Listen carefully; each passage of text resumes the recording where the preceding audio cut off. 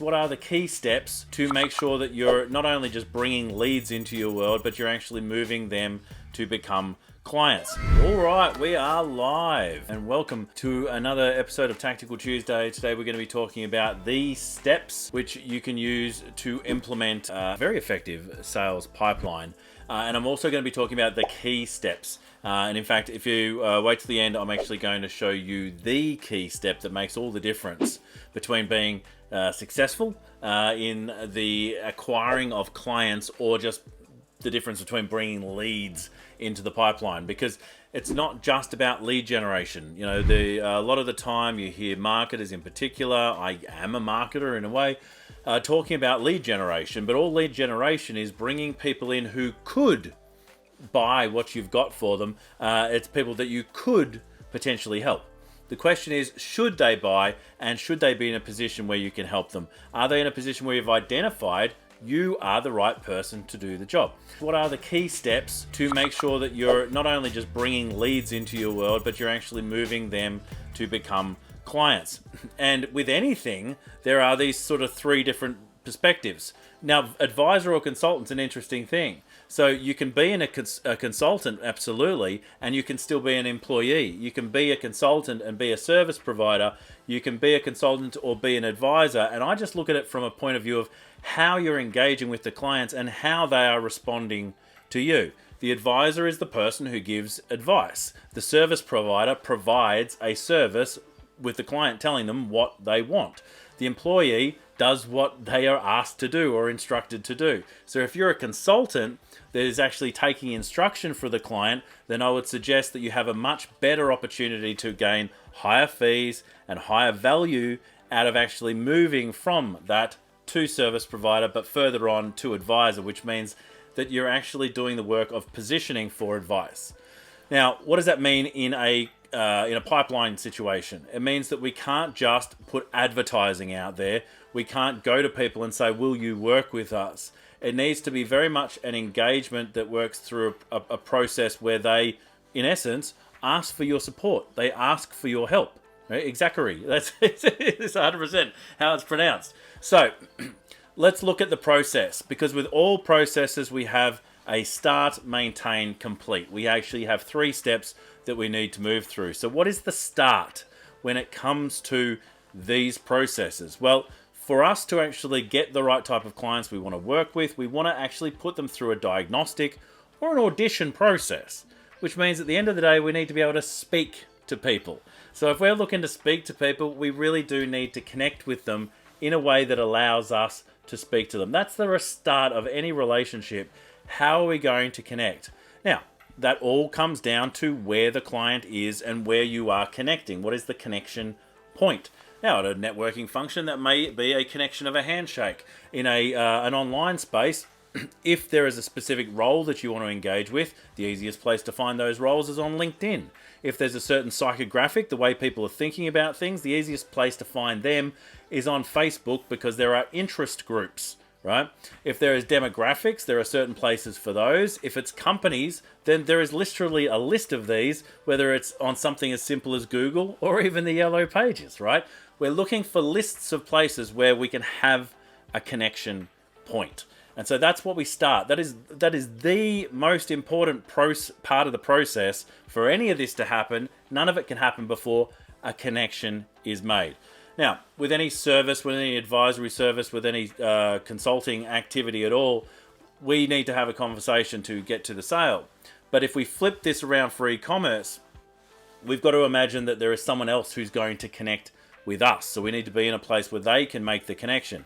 We're never going to be an advisory in that space. We're going to be a product provider, but I want you to understand that this actually works the same if we're working in advisory and consulting right through to e-commerce. So there still needs to be a connection point of some point. So connection, then I go qualify, invite, and then chat. So what does that mean? Qualify. Is this a person we should be speaking to? Ideally, could they use what we've got? Is this the right person we should be having a conversation with? Should we be chatting with these people at this point? And look, you could chat with everybody. You know, if we had a million hours in a day, you know, we could do this sort of chat all day long. But we can't. because we don't have that. We have the same limited amount of 24 hours in every single day, and every single one of you has that same amount of time. So where are you going to spend it? Where are you going to spend the energy that you've got in time? Well, my suggestion is to always qualify the people you're bringing into your world before you do that. Otherwise, you're going to waste a lot of time having unnecessary conversations. So connect, qualify. Then I suggest an invite. We're inviting people into our world to step through the threshold. They've met the mentor. Will they take the invitation? And yes, I'm talking about the hero's journey, right? So there is someone going through their day-to-day ordinary life. There is a call to adventure. What is that? Something goes wrong or an opportunity shows up. Something happens in their world. They will maybe ignore the call. They'll deny the call. Maybe that didn't happen, or I can deal with the problem for now. But eventually it will become overwhelming and they need to accept the call and take a step forward. At that point, they're ready to do something, and that's when advisors step in, right? They meet the mentor, and that's the point of connection for us, where we invite them to take a step. If they take the step, they're moving into our world. If they don't take the step, they're not ready yet, and that's absolutely fine, right? So connect, qualify, invite. How do we invite? Do we invite them to a call? You can, but that's actually taking something from someone. That's taking time from somebody. My suggestion is to invite them to something that is of value that you can give them. And I was just saying on a call before, the best way to create value or relevance for someone is to actually take their identity, their values, and their the words that they use, and actually share it back for them. So you create a mirror.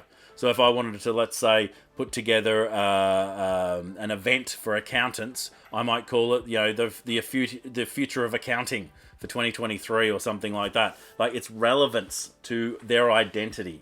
So you invite them to a thing. We can talk more about that in another session, but the invite step moves them into your world. They've accepted to take a step with you.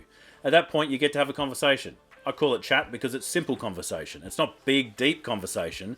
We're not trying to uncover all their problems. We just want to get to know them a little bit. And by getting to know them a little bit, we're building trust, we're building friendship, we're building rapport. And in doing that, what it does is when people are friends with you, they will tell you secrets. And for any advisor worth their salt, they would want to know the secrets that are going to enable them to help the person take steps. And so what are those secrets? What are their financial goals? What's their financial situation? Where are they now? Where do they want to be? What are the challenges that are going on for them? What's not working? People don't tend to share what's not working, but they will tell their friends, right? So we're having the chat to get to know this person. They're going to say something that's going to go, that's something I can help with. And at that point, we take them through to a conversation and then potentially through to a sale.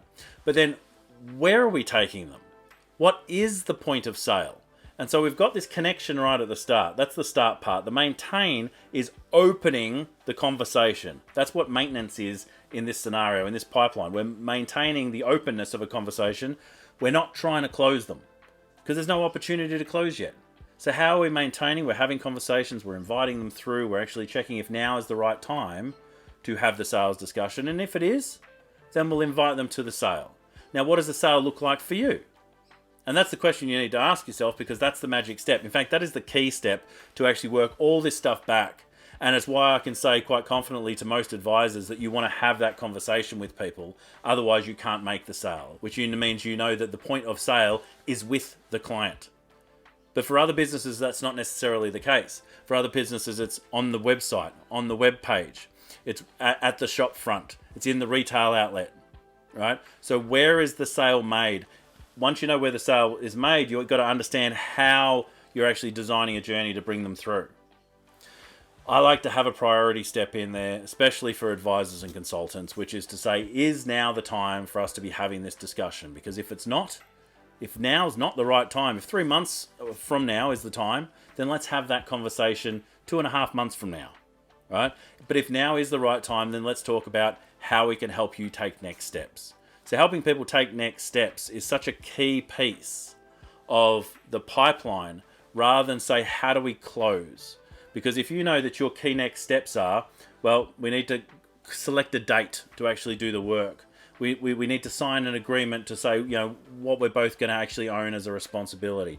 And we need to take a card, or we need to take a payment, or we need to pay a deposit, whatever it might be. Suddenly that becomes, this is the route to yes, rather than to go, right, well, it's this much and this is what you're going to get. Yes or no. We're not looking for binary. We're looking for working with the client so that they're moving constantly through a process. And that's what a pipeline is all about. There were days when people talked about sales and talked about marketing, and they still do. I don't. I talk about the pipeline. It is a sales and marketing process. It is one process, not a piece over here and a piece over there. We're stepping people proactively through the process to help get yes today, rather than actually waiting for a referral to come in whenever it comes in. Waiting for people to look at our content and decide, you know what, now's the time, and for them to go, hey, can you help me? That can actually happen. It absolutely does happen, but so many people rely on it and they're wondering why they're not making ends meet. It's because they're not actually taking that proactive step and saying to someone, is now the right time? Is now the time that you actually need help? And if it is, let's have that conversation. You're not making offers, you're just saying, is now the right time to take a step? So connect, qualify, invite. Chat, priority, sale. We don't call a sale a completed sale until we get payment. Yeah? And what is that point of sale? Where do we need to actually bring them to confirm the sale? Because a yes is not a yes until the payment has been made. And no matter how many dates we create in the future, or how many proposals we put out, it's not a yes until the check is signed. If you're looking for more of these videos, check out YouTube. If you're watching this on YouTube, make sure that you have a look at our next video. It's probably going to pop up after this video, and you can watch more about how we actually work with consultants to create steps to engage more clients, right? It's not a sale until the cash is in the bank. 100% Nobby. The cash is in the bank. And yeah, because you got bum checks too. There are checks that just don't work. And if you're looking for ways to really make this easier for yourself, how to get clients, I would say on tap.